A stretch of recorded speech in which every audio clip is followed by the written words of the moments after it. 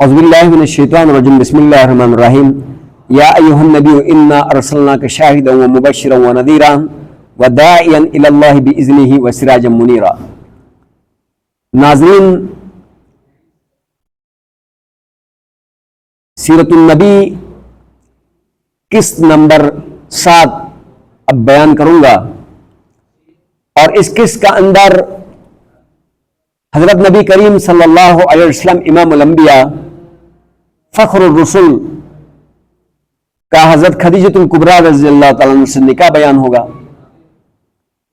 और उसके बाद तामीर काबा और आप सल्लल्लाहु अलैहि वसल्लम का एक खूबसूरत बसीरत से बड़ा एक फैसला बयान होगा कि कितना खूबसूरत किस्म का फैसला किया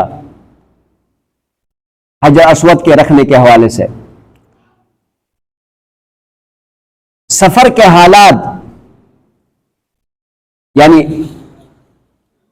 गुलाम मैसरा ने जब सफर के हालात और राहिब की जो पेशनगोइयां थी मस्तूरा राहिब की, जब वो हजरत खदीजतुल कुबरा रज़ियल्लाहु ताला अन्हा को सुनाया, सफर के हालात राहिब की बात सुनकर और फरिश्तों के साया करने को देखकर हजरत खदीजतुल कुबरा रज़ियल्लाहु ताला अन्हा के दिल में आप सल्लल्लाहु अलैहि वसल्लम से निकाह का शौक पैदा हुआ।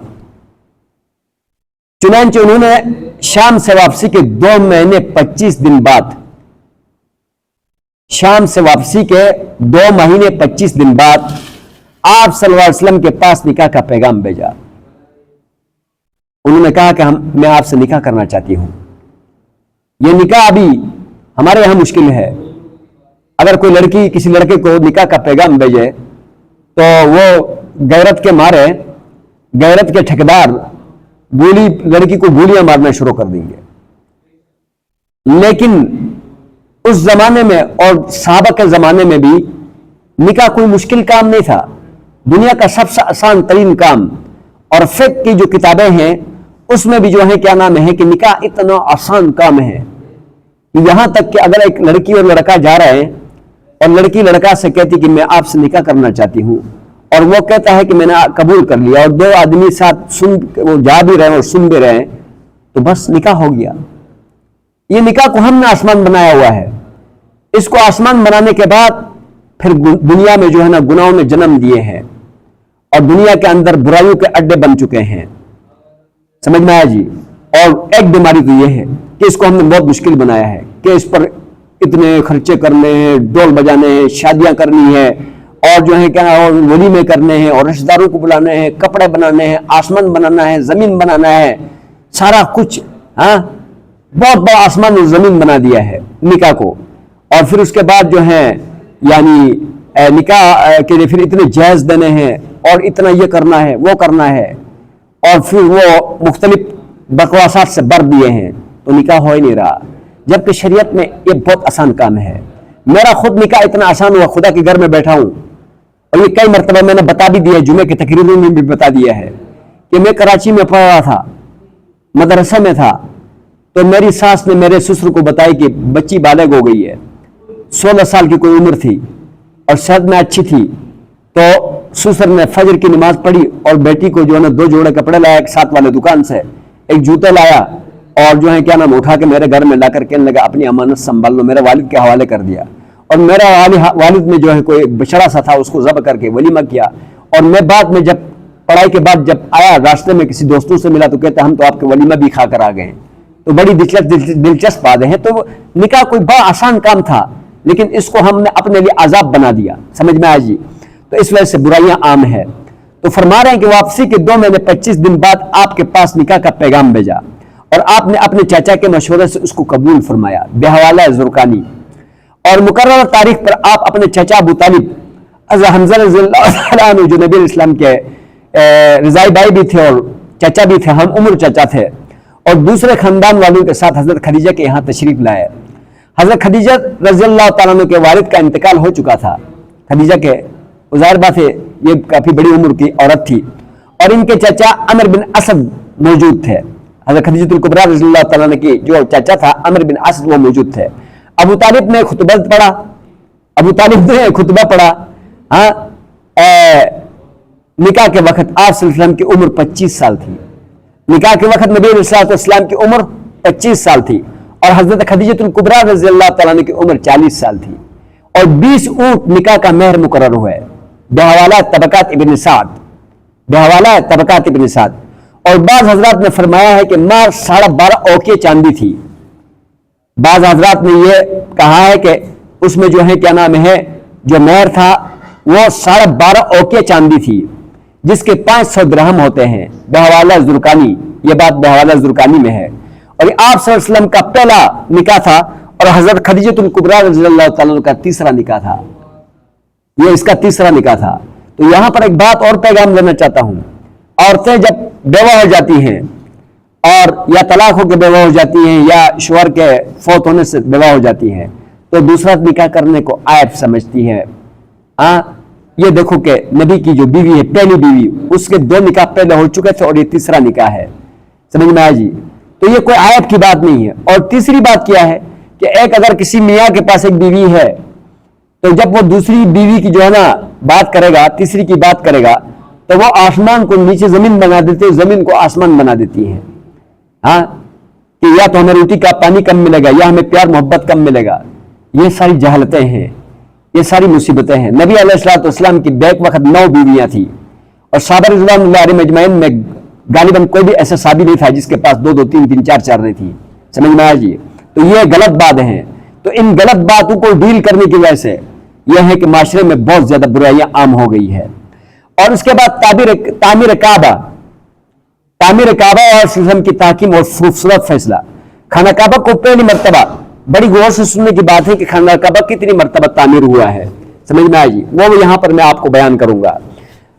خانہ کعبہ کو پہلی مرتبہ حضرت آدم علیہ السلام نے تعمیر کیا اور ایک روایت میں ہے کہ سب سے پہلے فرشتوں نے تعمیر کیا ہے اور دوسری مرتبہ حضرت آدم علیہ السلام نے تعمیر کیا ہے.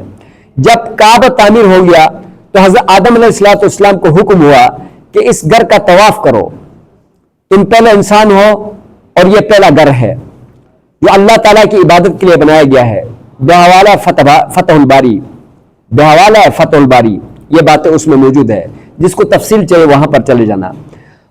اور طوفان نوح میں یہ میں ایک بات آپ کو اور بتا دوں کہ جو حضرات یعنی آپ کو یعنی سیرت کی کتابوں کا معلومات نہیں ہے تو میں یہ جو آپ کو حوالے بتاتا جا رہا ہوں یہ ساری سیرت کی کتابیں ہیں.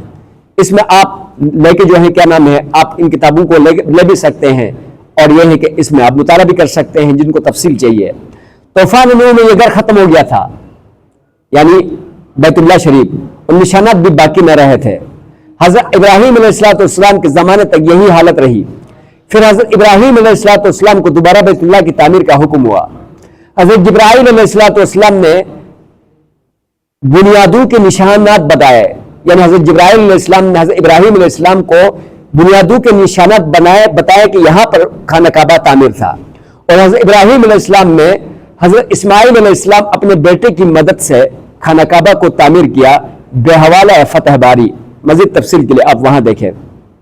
اس کے بعد عمالقہ اور قبیلہ جرہم نے اپنے زمانے میں خانہ کعبہ کی تعمیر کی. یعنی ایک اعتبار سے یہ تیسری مرتبہ تھی اور ایک اعتبار سے یہ چوتھی مرتبہ. اور آخری مرتبہ بعثت نبی صلی اللہ علیہ وسلم سے 5 سال قبل جب آپ کی عمر شریف 35 سال تھی قریش نے اس کو تعمیر کیا. نشیب میں یعنی نیچے ہونے کی وجہ سے ظاہر بات ہے وہ ساری وادیوں کا رخ اس طرف ہے، وہ نیچے ہے، اس طرف سے بھی پانیوں کے آنے کی جگہ ہے.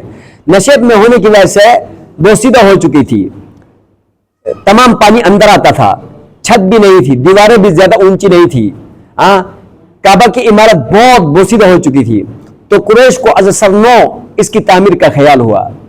جب نئی تعمیر کا فیصلہ ہو گیا کہ آپ اس کو ہم نے نیا تعمیر کرنا ہے تو ابو وہب بن عمرو خزائی نے قریش سے کہا کہ اللہ تعالیٰ پاک ہے، اللہ تعالیٰ پاک ہے اور پاکی ہی کو پسند کرتا ہے، اس لیے بیت اللہ کی تعمیر میں حلال پیسہ استعمال کیا جائے گا. زنا، چوری اور سود وغیرہ کا حرام پیسہ بالکل بھی اس میں نہ لگایا جائے. پھر اس خیال سے کہ کوئی قبیلہ اس شرف سے محروم نہ ہو جائے تعمیر کا کام مختلف قبائل میں تقسیم کر دیا گیا کہ فلاں قبیلہ بیت اللہ کا فلاں حصہ تعمیر کرے گا اور فلاں قبیلہ فلاں حصہ تعمیر کرے گا. جب تعمیر مکمل ہو رہی تھی تو چھت پڑ چکی تھی، تو حجر اسود کو اس کی جگہ پر رکھنے میں سخت اختلاف پیش آیا. ایک قبیلہ کہہ رہا تھا میں رکھوں گا، اور دوسرا قبیلہ کہہ رہا تھا میں رکھوں گا، تیسرا، یعنی جنگ چھڑ جانے لگی. کئی دن گزر گئے، کوئی فیصلہ نہیں ہو رہا تھا. ہر ایک قبیلہ کا اصرار تھا کہ وہ حجر اسود کو نصب کرے گا. اس وقت ابو امیہ بن مغیرہ جو سب سے زیادہ عمر رسیدہ آدمی تھا، اس نے یہ رائے دی کہ کل جو شخص سب سے پہلے مسجد حرام کے دروازے سے داخل ہو، یعنی سب سے پہلے جو شخص مسجد حرام کے دروازے سے داخل ہو، اسی کو اپنا حکم بنا کر فیصلہ کرا لو. اس رائے کو سب نے پسند کیا. چنانچہ صبح ہوئی اور سب لوگ حرم پہنچے تو دیکھتے کیا ہے کہ سب سے پہلے آنے والا حضرت محمد مصطفیٰ صلی اللہ علیہ وسلم امام الانبیاء اور فخر الرسول تھے. آپ کو دیکھتے ہی سب نے بے ساختہ کہا یہ تو محمد صلی اللہ علیہ وسلم امین ہے، ہم سب ان کے فیصلے پر راضی ہیں. آپ نے ایک چادر منگائی. کمال دیکھو، فراست دیکھو، بصیرت دیکھو، اور کمال کا جو ہے نا عقل مندی دیکھو. تو نبی علیہ السلام نے ایک چادر منگوائی اور اپنے دست مبارک سے حجر اسود کو اس میں رکھا اور فرمایا ہر قبیلے کا سردار اس چادر کو تھام لے تاکہ کوئی بھی قبیلہ اس شرف سے محروم نہ رہے. اس فیصلے کو سب نے پسند کیا اور سب نے مل کر چادر اٹھائی. جب چادر میں حجر اسود کو لے کر اس جگہ پہنچے جہاں اس کو رکھنا تھا تو آپ صلی اللہ علیہ وسلم نے بے نفس نفیس آگے بڑھے اور دست مبارک سے حجر اسود کو نصب فرمایا. بحوالہ سیرت ابن ہشام. چوتھی مرتبہ اس خانہ کعبہ کی تعمیر حضرت عبداللہ بن زبیر رضی اللہ تعالیٰ عنہ نے اپنے زمانہ خلافت میں کعبہ شہید کر کے از سرنو تعمیر کرایا. اور پانچویں مرتبہ ضد اور اناد کی وجہ سے کہ میں عبداللہ بن زبیر کی تعمیر کو نہیں چھوڑوں گا، حجاج بن یوسف نے بنایا اور آج تک وہی تعمیر چلتی آ رہی ہے. اللہ کا نظام دیکھو. حجاج بن یوسف نے ترمذی شریف کے شرح کا اندر انور شاہ کشمیری رحمۃ اللہ علیہ نے عرف الشذی کا اندر لکھا ہے لوگوں سے مروایا، فوجیوں سے مروایا، اس کو چھوڑ کر جو اپنے ہاتھ سے ذبح کیا ہے آل حق کو 1,24,000 ہے. اور اس شخص ہے تو ظالم، لیکن اس کو یہ اعزازات حاصل ہے کہ ایک تو یہ خانہ کعبہ کی تعمیر کی حجاج بن یوسف نے جو آج تک دنیا اس کے طواف کر رہی ہے، اور اس کے علاوہ جو اس کا کمال ہے یہ قرآن مجید فرقان حمید کے اوپر جو زر زبر لگوایا وہ بھی حجاج بن یوسف نے لگوایا.